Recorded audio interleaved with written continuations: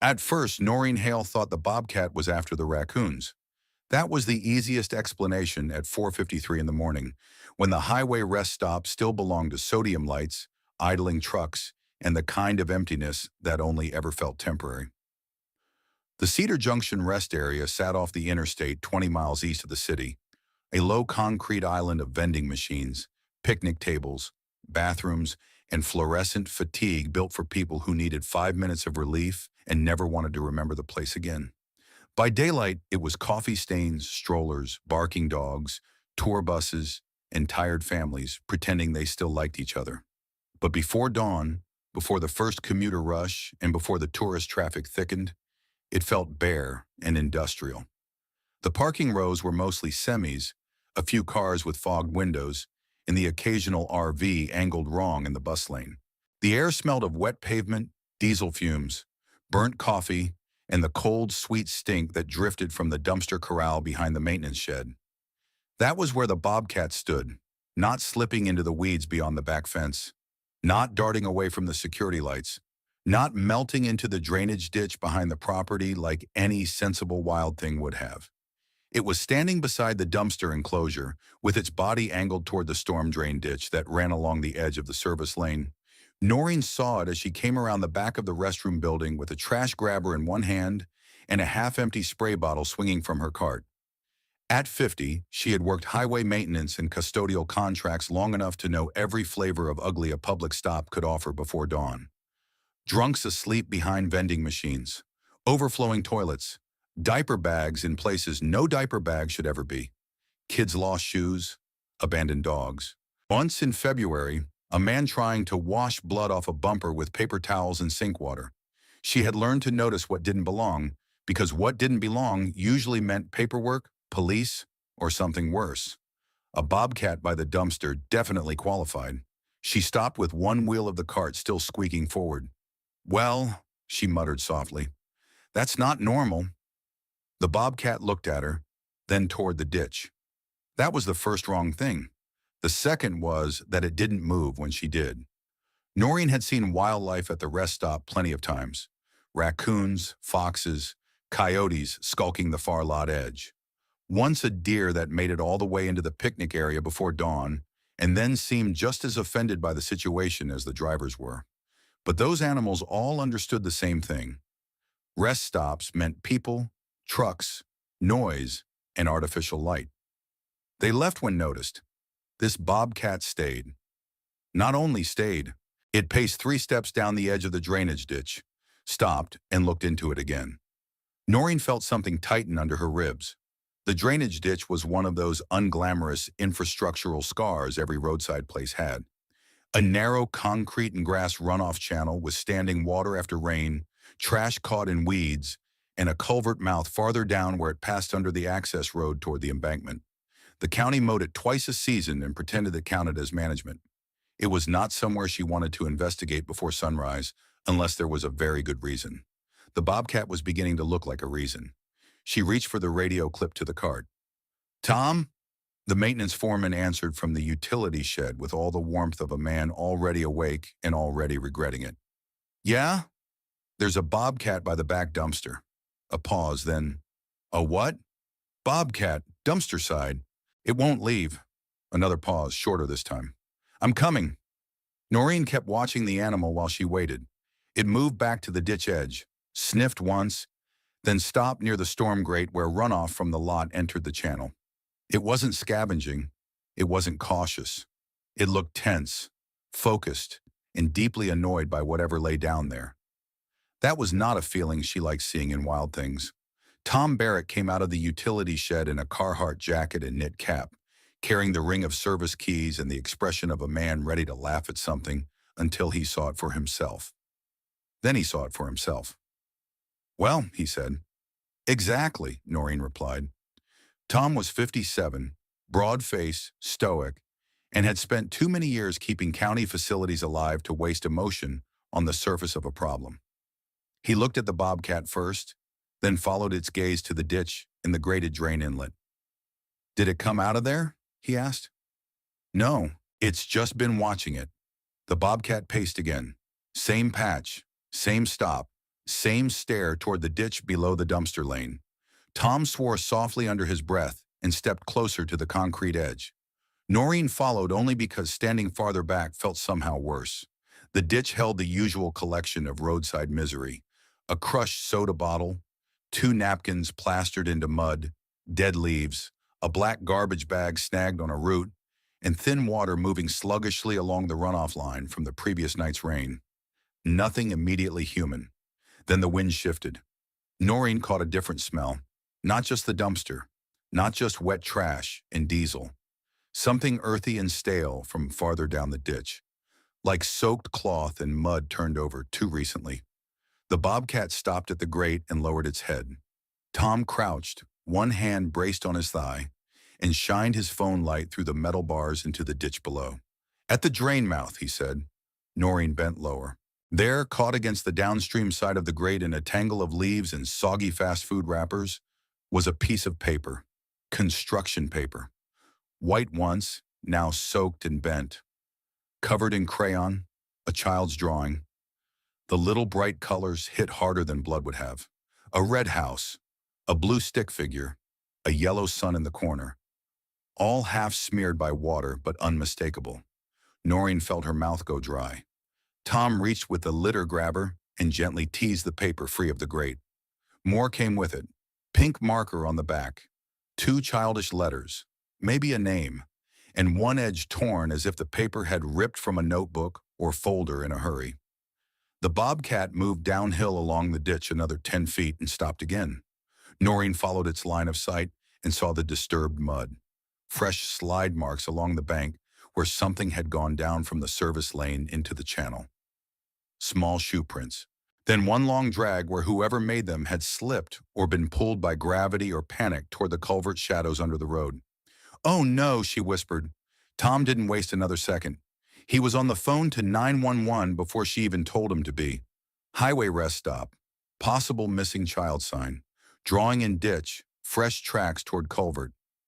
"Send state police, EMS, everybody." The dispatcher started asking for details. Then Tom said, "Child's drawing in the drain ditch behind the rest stop, and an animal keeps leading us down it." And the questions got shorter, and the response time tighter.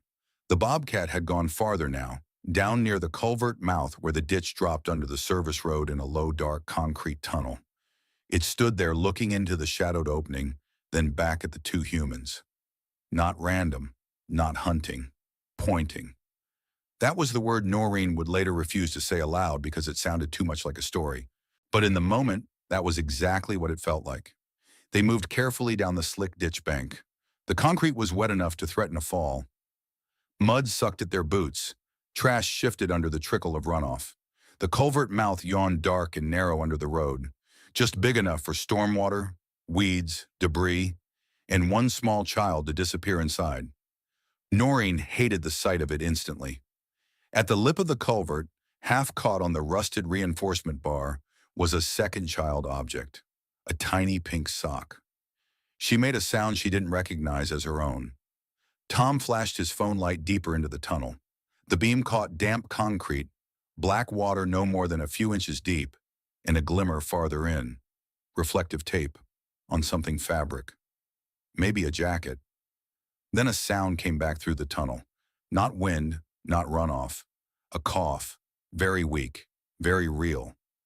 Noreen grabbed Tom's arm so hard his sleeve bunched. "Someone's in there." The bobcat stood just beyond the culvert mouth, one paw lifted slightly, ears forward, every line of it fixed on the darkness. The first state trooper arrived in under 6 minutes, then county fire, then EMS, then a DOT supervisor who looked like a man who'd just found out his whole year was about to become other people's testimony. The back service lane filled with lights. The semis in the lot kept idling. A family in a minivan tried twice to enter the restroom hall before a trooper redirected them with a face that suggested their convenience ranked well below zero. Trooper Elise Grant took one look at the drawing, the ditch, the culvert, and the bobcat still standing guard by the slope, and shifted immediately into hard focus. "No one goes in blind," she snapped. That was for Tom, whose body language had already started forming a bad plan. The culvert was too low and slick to rush. A child inside could be lodged, injured, or panicked enough to bolt deeper if approached wrong. Fire rescue brought a confined space line, helmets, and a small rescue board, while EMS staged blankets and warm packs at the top of the bank. The cough came again, then faintly a voice. "Mom?" Even the trooper shut her eyes once at that. The firefighter who went in was short enough to fit without wasting time on contortions. Helmet sideways, lamp low, one hand on the tether, the other pushing along the concrete. His light disappeared into the tunnel. For a few seconds, the whole ditch held still. Then his voice echoed back. "I've got her." The child was a girl, about 6, curled on the slight rise where the culvert widened just enough for debris to collect. She had apparently slid or crawled into the ditch from the rest stop lot edge, then backed into the culvert to hide and became too frightened or too cold to come back out. Her jacket's reflective strip had been what Tom saw. The drawing had come from a soaked activity folder clenched under one arm. One sock was gone. One boot nearly lost. Her face and hands were mud-streaked. Her nose ran. She was shaking hard enough that her teeth clicked when the firefighter finally brought her into daylight.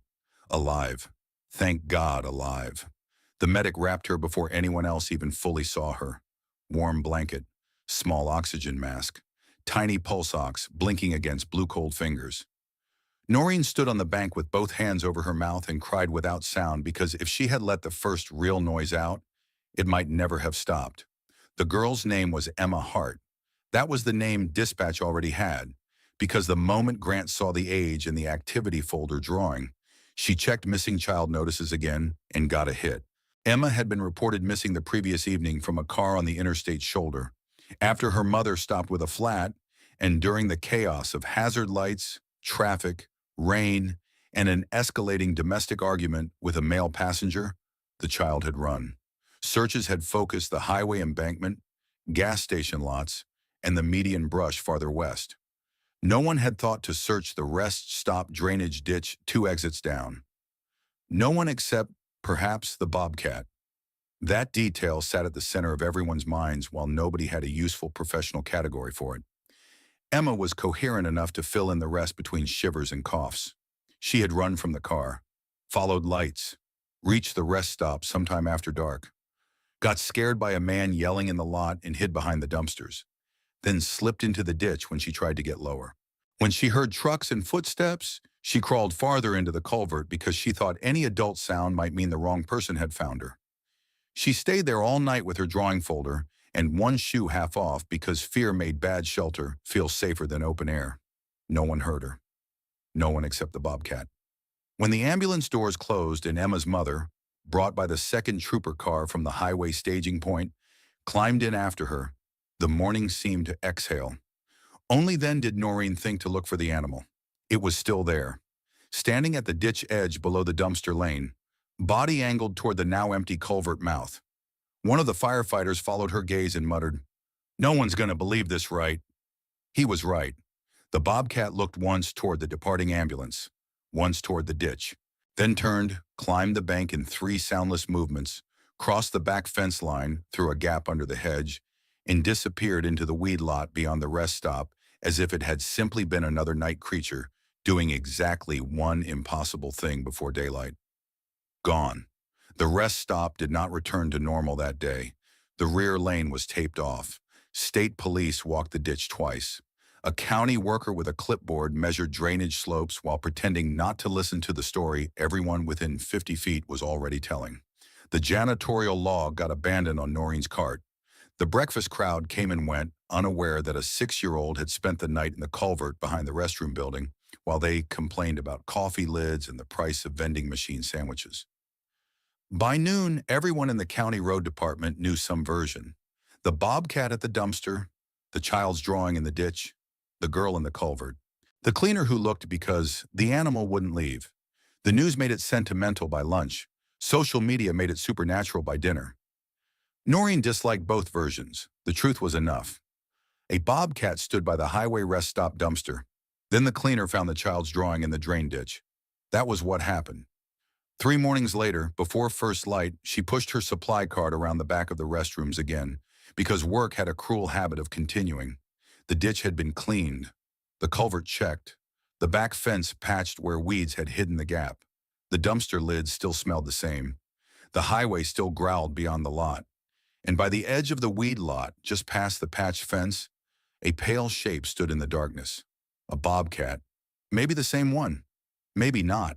It looked once toward the ditch, then toward her, then vanished into the scrub before she could do anything but stand still and feel the morning tilt around the absence it left.